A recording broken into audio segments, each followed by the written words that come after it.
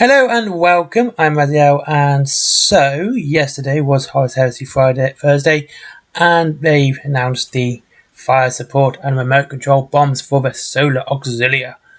Okay, fair enough. It's going to be a 40 miniature box, so it's going to be quite a lot on there for your forces. So hopefully they're going to do the same as everyone else and release boxes which are full of forces which you can field at itself, rather than just small squadrons. Well, don't know, but it does look like that is a complete detachment, and you can use that in your game, but you would also need a formation as well. So you can have it as an additional detachment, but there we go. That's just what we know anyway. But honestly, when I was looking at this and reading through it, it seems fine, and it's a 40 miniature box. Well, it says 40 miniatures, whether or not that means there's actually 40 bases, or they're considering each, individual gunner and support personnel an individual miniature. That time will tell. So, and I've got to say, this is exactly what I mean when I say they look doughy. Their models look, like they're made out of plasticine, clay, anything that's not plastic. And that's really bad, seeing as what we've seen before with, previous Epic and Battlefleet Gothic, where they've had sharp looking and defined plastic miniatures. And those ones were, sculpted by hand. These were now sculpted digitally.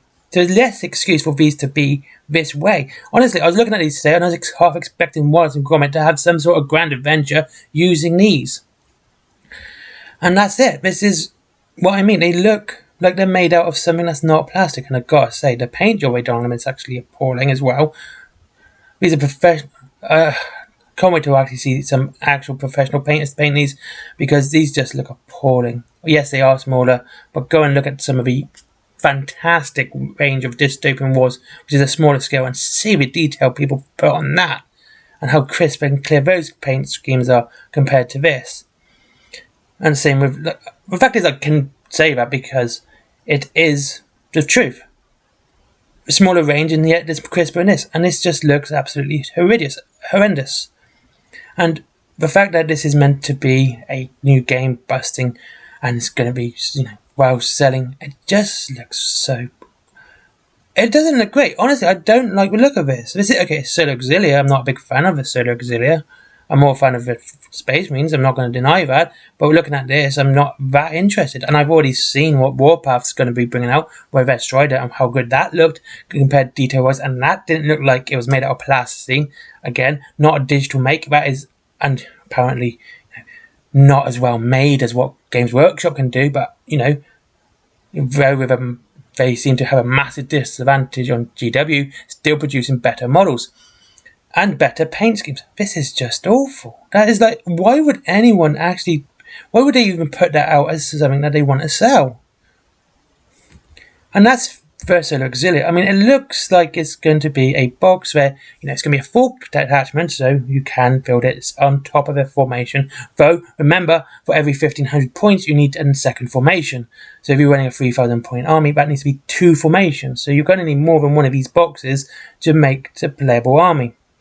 Okay, but like I said, every other company is doing these entire, boxes and of entire armies for the smaller range. Armada's got it. Dystopian Wars are doing it. Warlord Games does it. So why can't Games Workshop seem to get it into their head that people don't want to buy lots and lots and lots of stuff, especially this range, and they want the one box to be able to fill that straight away, rather than having to buy 2 or 3. And this is support, so you can only have one of these, and that's it. But that is the Solar Auxilia support box, and that's what they announced yesterday. I'm not impressed. I really am not. And like every day I see anything to do with Epic, it's just one thing after another. It's just something, but they're just not. It looks like they're not trying anymore. It's just that they're gonna throw it out, and that's it. People are going to buy it, so don't have to try so hard. Yeah, you got to try hard to get people's money. They're just, oh god, like I said, they look like they're made out of plasticine. And yeah, like Morph should be in there somewhere, fielding the gun.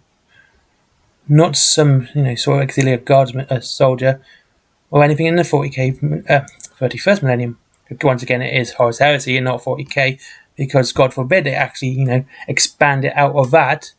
And just, of course, we've had the new news that there's going to be another book coming out from a Siege of Terror at this end of the prologue.